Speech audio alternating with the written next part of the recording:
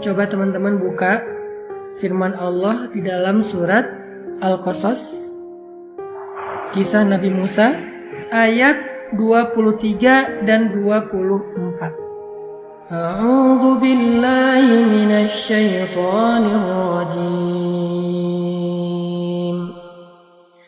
Bismillahirrahmanirrahim.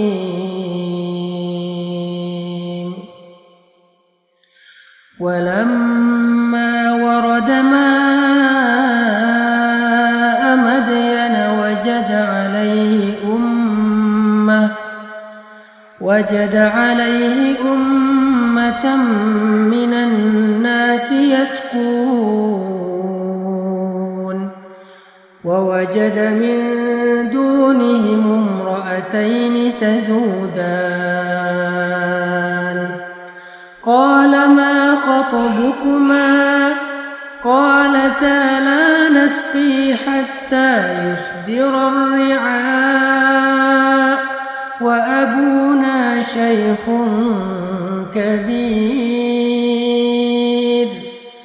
fasaqā lahumā thumma tawallā ilā adh-dhill faqāla rabbi innī limā anzalta ilayya min khairin faqīr fasaqā lahumā thumma tawallā ilā adh-dhill faqāla rabbi innī limā anzalta ilayya min khairin faqīr. Shadaqallahul azim. Dan ketika Musa sampai di sebuah oasis di daerah Madyan,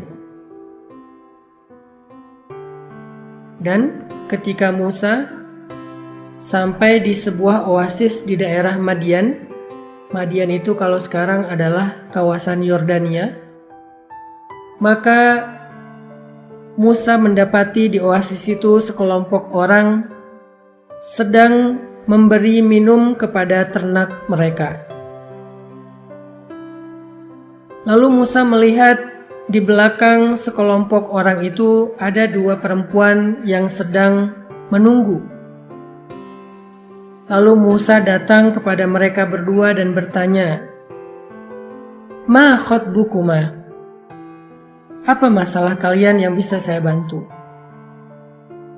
Kedua perempuan itu berkata, "La nasqi hatta yusdirar ri'a."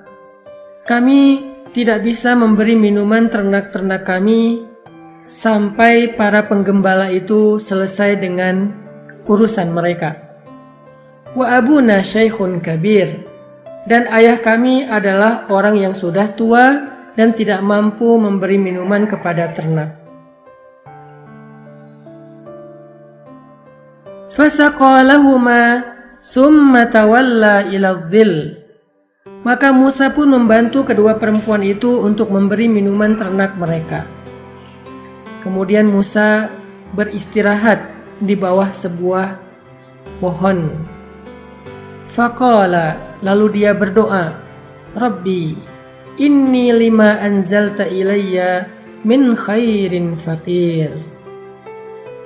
Ya Rabbi, sesungguhnya aku sangat membutuhkan kebaikan yang Engkau turunkan kepadaku. Shadaqallahul azim. Kisah yang kita baca ini adalah kisah cinta Nabi Musa dengan calon istrinya. Kisah pertemuan Nabi Musa dengan istri beliau. Ceritanya adalah Nabi Musa lari dari Mesir karena ada kasus di Mesir. Waktu itu Nabi Musa nggak sengaja ngedorong orang Mesir terus mati. Karena Nabi Musa ini terkenal sebagai Nabi yang sangat kuat, Nabi yang sangat tangguh, Nabi yang sangat perkasa gitu. Sehingga tenaga beliau itu di atas rata-rata. Suatu ketika Nabi Musa lagi jalan di antara jalan-jalan di dalam kota Mesir, kota Memphis, ibu kotanya Mesir waktu itu. Sekarang Memphis itu udah jadi nama lain, yaitu Kairo.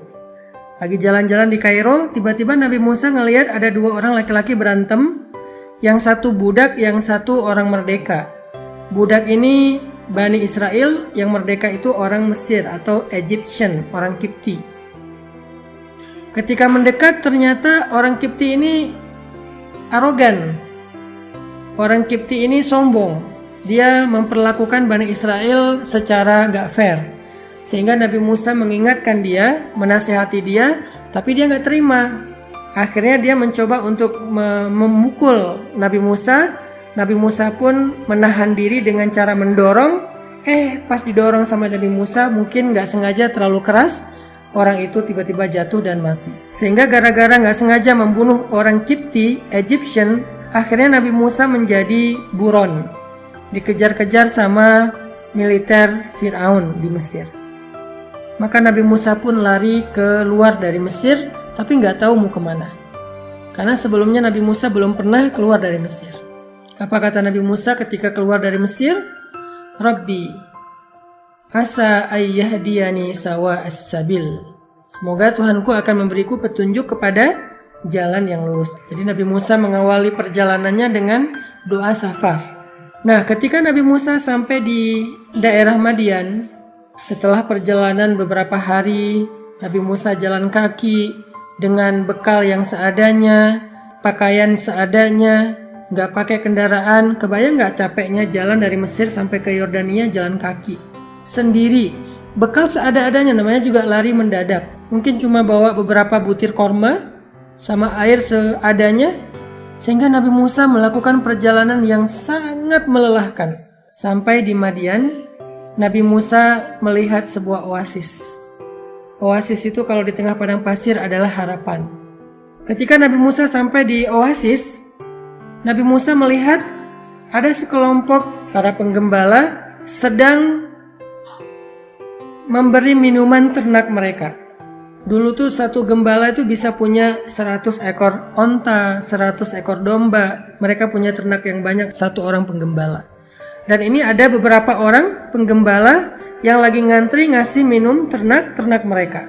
Dan yang luar biasanya, Nabi Musa melihat di belakang antrian penggembala itu ada 2 cewek yang sedang menunggu sambil memegang tali ternak mereka. Nabi Musa tahu perempuan itu sedang membutuhkan bantuan. Akhirnya Nabi Musa pun datang kepada mereka. Lalu Nabi Musa bertanya kepada kedua perempuan ini, apa masalah kalian? Jadi kalau misalnya ketemu dengan perempuan atau dengan lawan jenis yang kita nggak kenal tapi kita tahu mereka membutuhkan bantuan, jangan basa-basi. Jangan terlalu caper, jangan terlalu berlebihan. Tetapi fokus aja kepada niat baik kita pengen membantu. Sehingga kita bertanya, ada yang bisa saya bantu? Itulah yang dilakukan Nabi Musa alaihissalam untuk menjaga perasaan. Perasaan siapa? Perasaan beliau dan perasaan perempuan tersebut. Ini namanya fiqhul masyair, fikih perasaan. Orang yang paling mengerti tentang perasaan, peka tentang perasaan, mereka akan hati-hati menjaga perasaan. Karena Nabi Musa gak kenal perempuan itu. Jangan sampai ternyata itu istri orang. Kalau Nabi Musa udah terlanjur caper sehingga terjadi fitnah, nanti suaminya akan kecewa, suaminya akan sedih. Yang lebih parah lagi, suaminya akan marah dan akan terjadi keributan. Berarti kan kita gak bisa jaga perasaan orang. Lalu perempuan ini menjawab pun dengan perasaan malu-malu. Perempuan ini menjaga kehormatannya. Dan salah satu penjaga bagi seorang perempuan itu adalah rasa malunya. Fa'il lam tastahi fa'mal masyi'ta, kata Nabi. Kalau kamu gak punya malu, kamu akan melakukan apa yang kamu mau. Karena gak punya malu.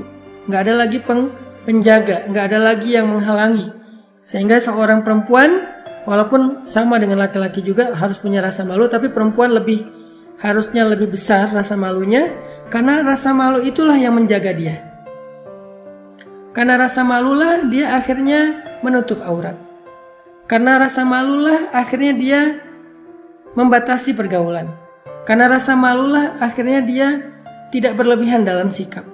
Karena rasa malulah akhirnya dia bicaranya normal, nggak dibuat-buat.